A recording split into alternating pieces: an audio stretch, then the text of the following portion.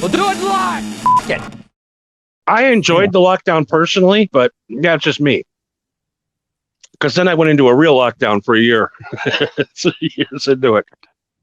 Yeah. Oh, yeah. That's a crazy story too. I heard this.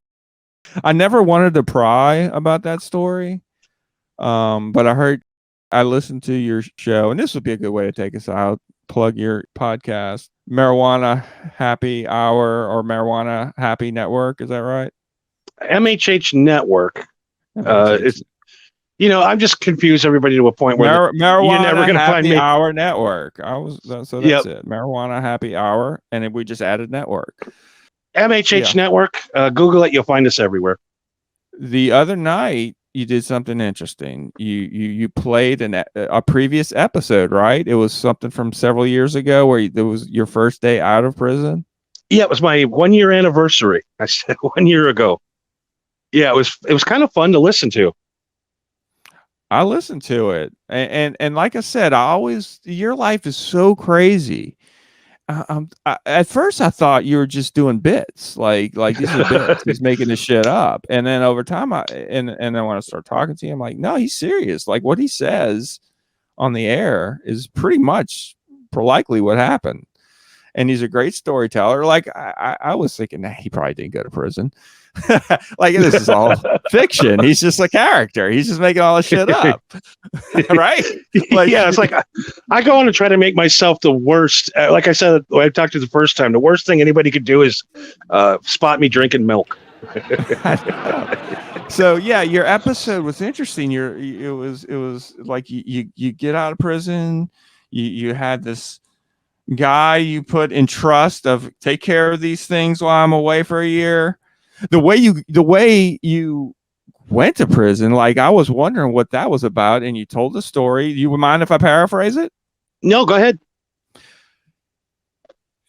Was it a lady of the night, or was it a girlfriend? She was a stripper, but yeah, you could call it / lady of the night. She was a friend, and she basically put something in your car that you didn't know was going to be there. You had no fucking clue. You get pulled over. It's there, and you took the fall for it, right?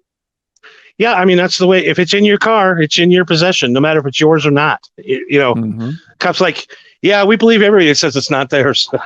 Exactly. So you got put away for a year for it.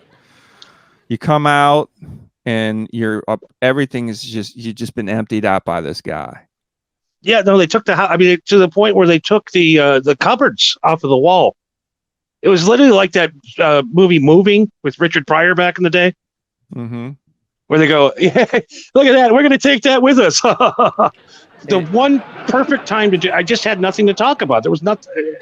I'm sitting home doing nothing all day. What am I going to do? Hey, today I watched 4 movies on Netflix.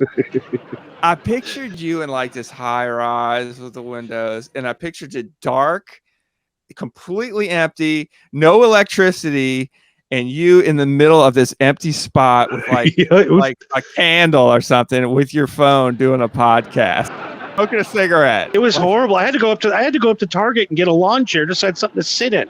I had hired a guy, and I put money into an account for him to pay it out every month. And he didn't pay one. He just took all the money and left. Crazy. I think we were corresponding, and or maybe I heard it on the air, or both. But once again, I don't know. It was probably someone very similar to Portia. You're liking her. You're hanging out. Spending the night together, and then one morning you wake up and your car's gone. Never to be seen again. Yep. So it was like a month ago. We still have no idea what happened to that car. It's fucking crazy. Like this shit doesn't happen to regular people. I mean, well, and then not to mention, you didn't hear about I got my Bronco stolen earlier in the year. No, I didn't hear that one. Yeah, I got right from my parking garage. We watched it. The guy came in and stole it with a computer. So yeah, so far since I've been out of jail, I've had 2 cars stolen from me.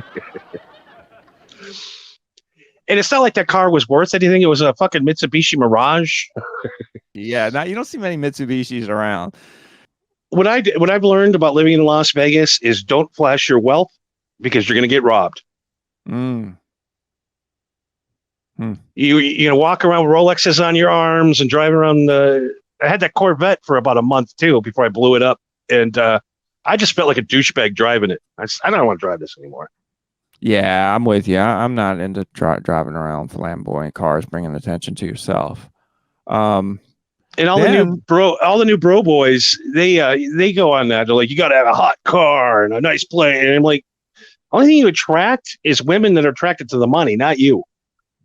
All you need is BDE, big dick energy. That's all you need. Absolutely. Right? Dad, you got to just talk to people like human beings. It's pretty easy. Yeah. I feel like those guys, the ones that have the loudest cars or the fanciest cars, I think they have small dick energy. A dude with big dick energy, it doesn't matter what he's driving. Women are attracted to the energy, not what you're driving. The energy you put out. That's what they're attracted to. Yeah, I mean, women, it's still a man's world. I know women get mad when I say that, but it really is. How many ugly guys you see with hot chicks? And then I'm listening to your show, I don't know, within the last month. You sell your soul to the devil in a ritualistic, bloodletting, hot candle wax sex orgy.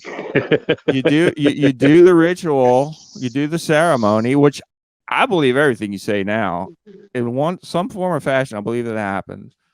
Good stuff. I love you're always. I mean, that was a great episode. I remember I was walking the trail around our office buildings. I try to walk a couple miles a day, and I was listening to it. And you had the music going in the background.